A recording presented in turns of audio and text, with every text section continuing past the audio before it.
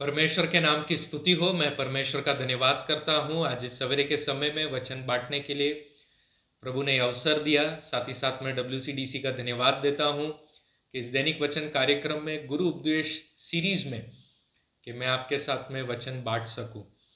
हमारे सीरीज के अंदर जो मुख्य विषय हम मनन कर रहे हैं वो क्रिसमस के बारे में है और पिछले 2 एपिसोड से हमने प्रभु यीशु के जन्म से संबंधित घटनाओं के बारे में हमने मनन किया।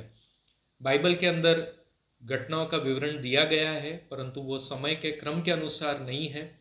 सुसमाचार के पुस्तकों में जिस जिस लेखक ने जैसे पुस्तक को प्रस्तुत किया है उन्होंने अपनी ओर से इन घटनाओं को लिखा है, परंतु हम इस गुरु उपदेश सीरीज के अंदर क्रिसमस के घटनाओं को समय के क्रम के अनुसार देख रहे हैं।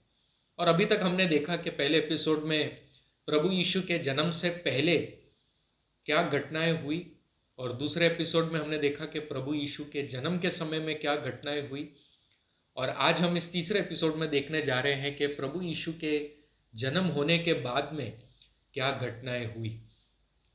प्रभु यीशु का जन्म हमने देखा लूका रचित सुसमाचार उसके दूसरे अध्याय के अंदर और उससे संबंधित कई बातों को हमने मनन किया।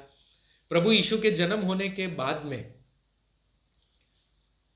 बाइबल हमें ऐसा बताता है कि एक तारा दिखाई देने लगा और पूर्व के ज्योतिषियों ने इस तारे को देखकर उसका पीछा करना शुरू किया।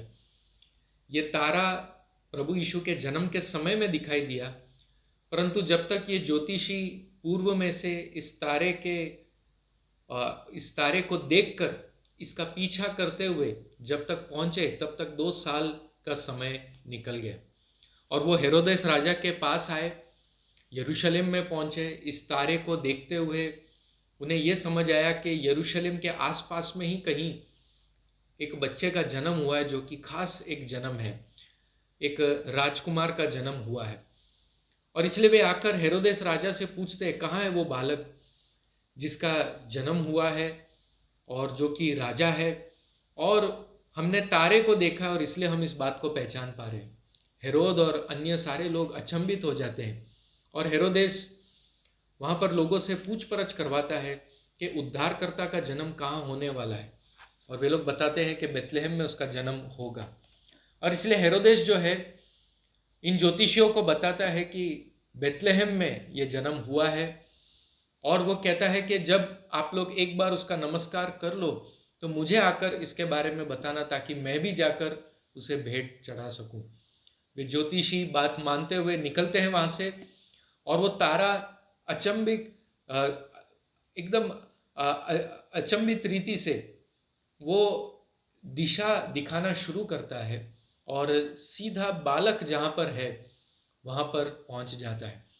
और इसीलिए उन्हें बेथलेहम में कहाँ पहुँचना है इसके बारे में उन्हें खबर मिल जाती है। तो हमने पिछले एपिसोड में देखा यीशु मसीह का जन्म बेथलेहम में हुआ, फिर मूसा के व्यवस्था के अनुसार वे लोग यरूशलेम में आए और फिर वापस यीशु मसीह बेथलेहम में आया और करीब करीब 2 साल जैसा समय निकल गया है, 2 साल से भी कम समय निकल गया है।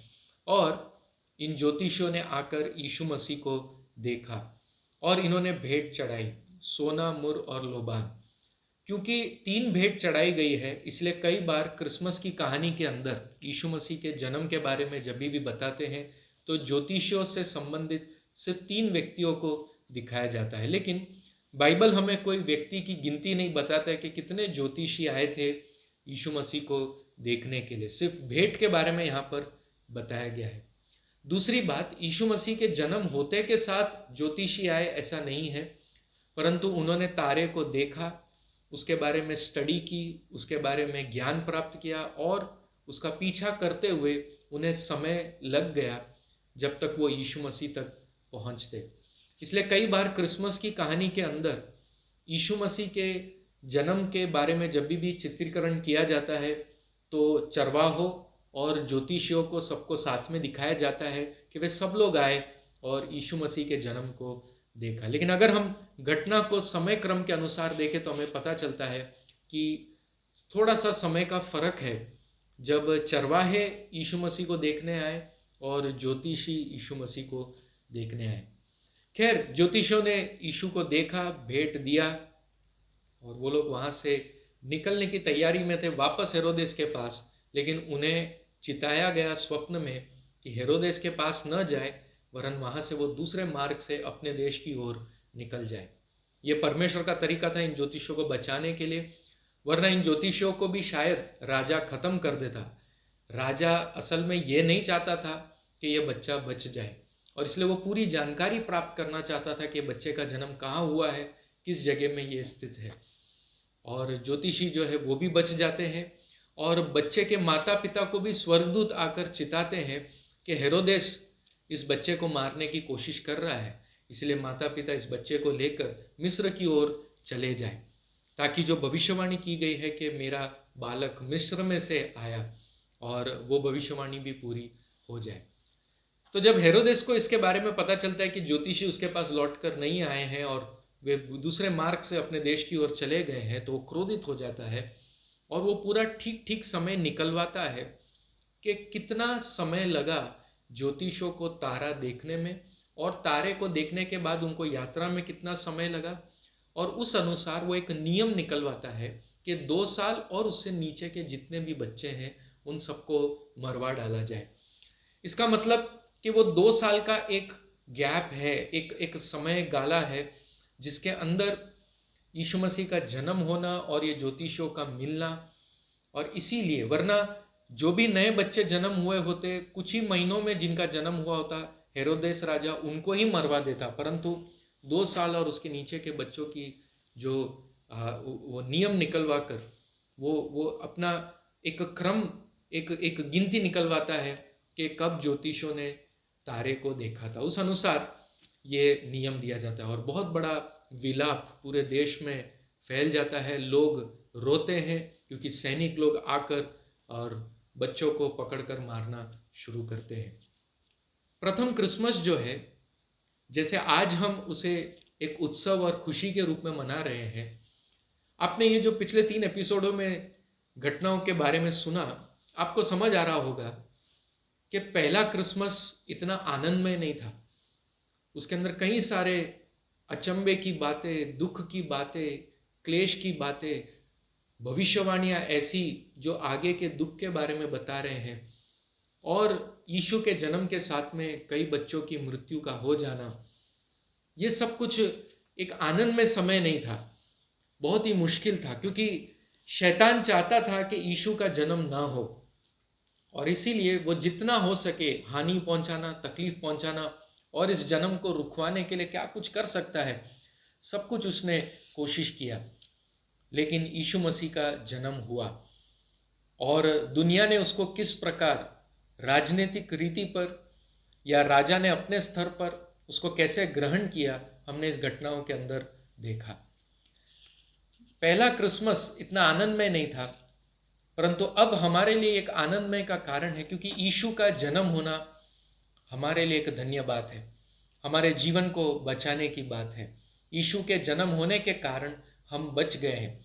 यीशु के जन्म होकर और उसके जीवन के द्वारा, उसका पूरा जीवन जो हमारे लिए एक बलिदान रूप में चढ़ाया गया, और उसके जी उठने के द्वारा हमारे लिए शुभ संदेश है कि हमारा जीवन भी बच गया है।